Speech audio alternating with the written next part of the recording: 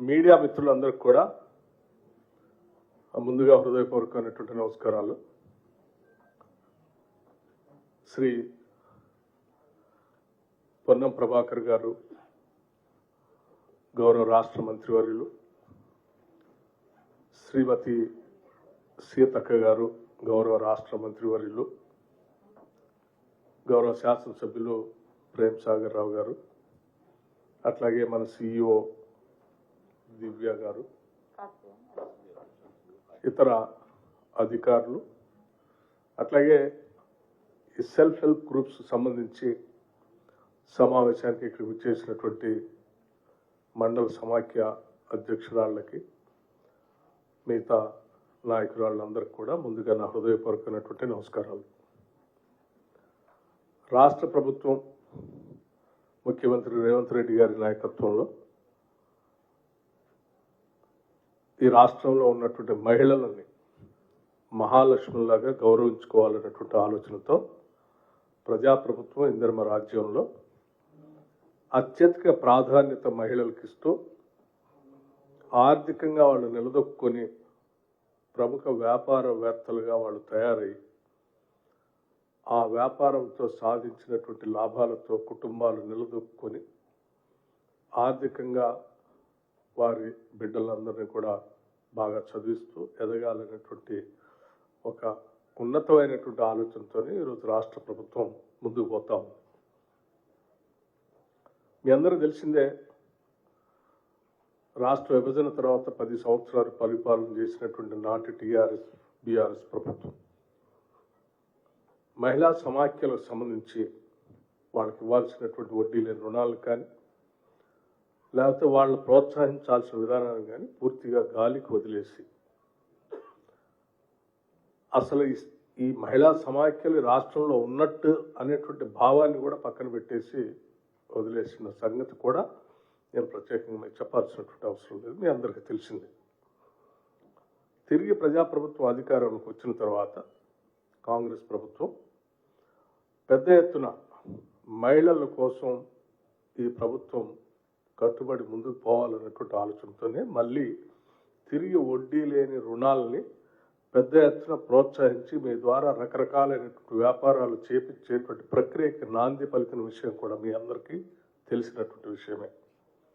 ఇందులో భాగంగానే గతంలో మనం రాష్ట్రం నగరం నడిబొడ్డున కొన్ని లక్షల మందితో మహిళా సంఘ సభ్యురాలతో కార్యక్రమాలు ఏర్పాటు చేసుకొని వడ్డీ లేని రుణాలకు సంబంధించిన చెక్కులు కూడా మనం పంపిణీ చేయడం జరిగింది.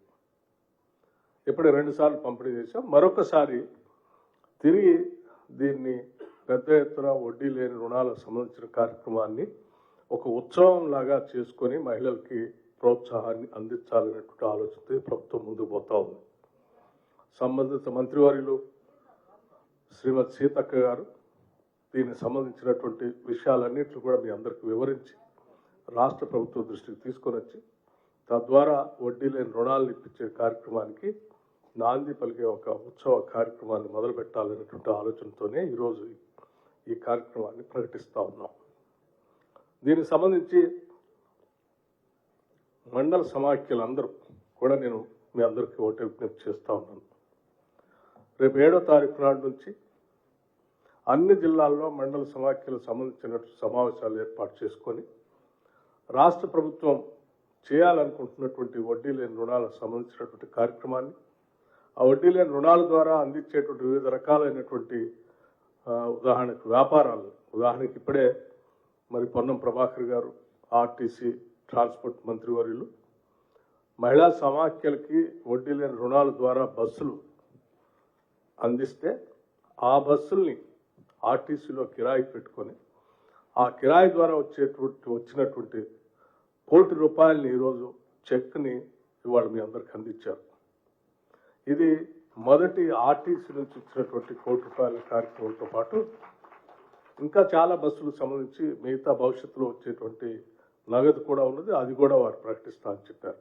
వారికి మీ అందరి తరఫున అభినందనలు కృతజ్ఞతలు తెలియజేస్తూ భవిష్యత్తులో ఇప్పటికే ఆర్టీసీలో ఇచ్చేటువంటి కార్యక్రమాలు కానీ, అదేవిధంగా గతంలో ఎనర్జీ శాఖ అంటే విద్యుత్ శాఖతో ఒక ఒప్పందం కూడా చేయటం జరిగింది. రాష్ట్రంలో ఉన్నటువంటి మహిళలతో 1000 మెగావాట్లకు తగ్గకుండా సోలార్ పవర్ ప్రాజెక్టులు మీకు ఇప్పించి తద్వారా పీపీ అంటే రాష్ట్ర ప్రభుత్వానికి ఒప్పందం చేపించి దాని ద్వారా వచ్చే ఆదాయాన్ని కూడా మీ అందరికి లాభాలతో పంచేటువంటి కార్యక్రమాన్ని కూడా గతంలో ఈ ప్రభుత్వం పీపీఏ చేసింది.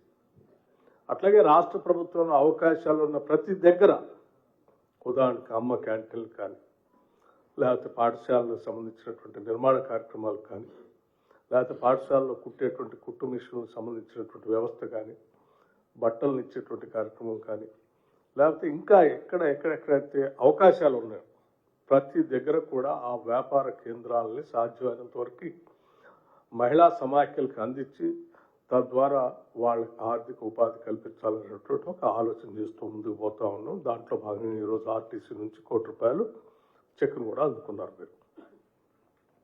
ఈ కార్యక్రమానికి సంబంధించి మనం గతంలో ఇచ్చినటువంటి వడ్డీ లేని రుణాలకి తీసుకున్న రుణాలు ఎక్కడ ఖర్చు పెట్టాలో, ఎక్కడ పెట్టుబడి పెట్టాలనేటువంటి ఆలోచనకు సంబంధించి కూడా రాష్ట్ర ప్రభుత్వం నుంచే వాళ్ళకు ఒక మార్గదర్శకత్వం చేసి కొన్ని వ్యాపారాలను కూడా వాళ్ళకు చూపించి ఆ వ్యాపారాల ద్వారా ఇచ్చినటువంటి వడ్డీ లేని రుణాలతో వ్యాపారం చేసేటట్టుగా ఒక బైబ్యాక్ వ్యవస్థను కూడా ఏర్పాటు చేయాలనేటువంటి ఆలోచనతో రాష్ట్ర ప్రభుత్వం ముందుకు పోతుంది. దీంట్లో భాగంగానే దీన్ని ఒక పెద్ద అంటే మీకు ఇప్పటికే తెలుసు, ముఖ్యమంత్రి గారు 1 కోటి మంది మహిళల్ని కోటీశ్వరులు చేయాలనేటువంటి లక్ష్యంతో ఈ రాష్ట్ర ప్రభుత్వం ముందుకు పోతుందని ప్రకటించిన సంగతి కూడా మీకు తెలిసింది.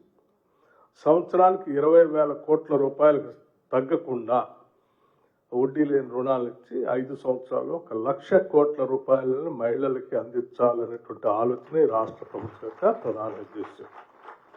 దాంట్లో భాగంగానే ఈరోజు ఈ కార్యక్రమాన్ని తీసుకొని మనం సీరియస్గా ముందుకు వెళ్తా ఉన్నాం.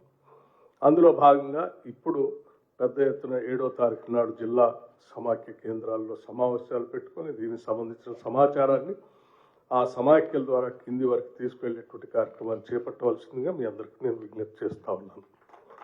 అట్లాగే 8వ తారీఖు నాడు రాష్ట్రంలో ఉన్నటువంటి అన్ని మండల కేంద్రాల్లో మండల సమాఖ్యల సమావేశాలు కూడా ఏర్పాటు చేసుకోవాలి. ఆ మండల సమాఖ్యల కేంద్రాల్లో రాష్ట్ర ప్రభుత్వం చేపడుతున్నటువంటి ఈ కార్యక్రమాలని వాళ్ళ దృష్టికి తీసుకుని వచ్చి విరివిగా ఈ కార్యక్రమాల ద్వారా లబ్ధి పొందేటువంటి వ్యవస్థని మీ సమాచారం ద్వారా వాళ్ళందరికీ అందించాలని విజ్ఞప్తి చేస్తా ఉన్నాం. అట్లాగే 9వ తారీఖు నాడు ప్రతి గ్రామంలో గ్రామ సమాఖ్యల సమావేశాలు కూడా ఏర్పాటు చేసుకుని దీనికి సంబంధించిన సమాచారాన్ని గ్రామ స్థాయిలో ప్రతి ఇంటికి చేరేటట్టుగా ఈ ప్రభుత్వ ఉద్దేశం మహిళలకు అందుబాటులో వచ్చినటువంటి వ్యాపార వ్యవస్థలు, బ్యాంకుల ద్వారా ఇప్పించేటువంటి రుణాలు, తద్వారా మనం అందిపుచ్చుకొని ఏ రకంగా ఎదగాలి అనేటువంటి అంశాలకు సంబంధించి 9వ తారీఖు నాడు అన్ని గ్రామాల్లో రాష్ట్ర వ్యాప్తంగా ఒకటేసారి ఈ గ్రామ సమాఖ్యల సమావేశాలు కూడా ఏర్పాటు చేసుకోవాలి. అట్లాగే 9 నుంచి 11 వరకు రాష్ట్ర ప్రభుత్వం ద్వారా అందుబాటులో ఉన్నటువంటి ప్రచార వ్యవస్థల ద్వారా కూడా అన్ని మండల కేంద్రాల్లో కానీ నియోజకవర్గ కేంద్రాల్లో కానీ ఈ సమాచారాన్ని ప్రజలకు చేరవేసే విధంగా ఒక కార్యక్రమాన్ని చేపడతారు.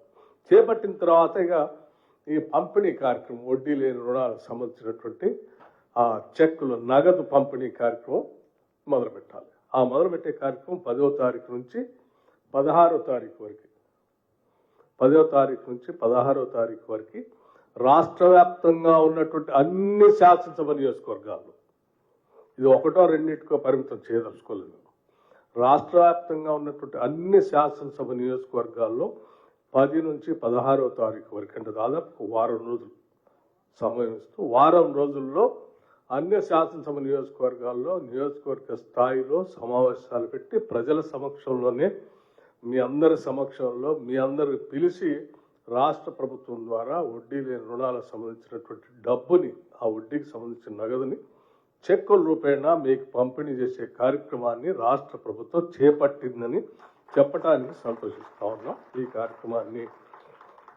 మీరు విరివిగా ప్రజల దగ్గర తీసుకొని వెళ్ళాలని చెప్పి నేను మనస్ఫూర్తిగా మీ అందరికీ విజ్ఞప్తి చేస్తూ ఉన్నాను. బ్యాంక్ లింకేజ్ కానీ, లోన్ బీమా కానీ, ప్రమాద బీమా కానీ, ఇటువంటివన్నీ కూడా ఆ రోజు పెద్ద ఎత్తున ప్రతి శాసనసభ నియోజకవర్గంలో పంపిణీ చేసే కార్యక్రమం చేద్దాం. నేను మీ అందరికీ ఒకటే విజ్ఞప్తి చేసేది, ఈ ప్రభుత్వం మనది.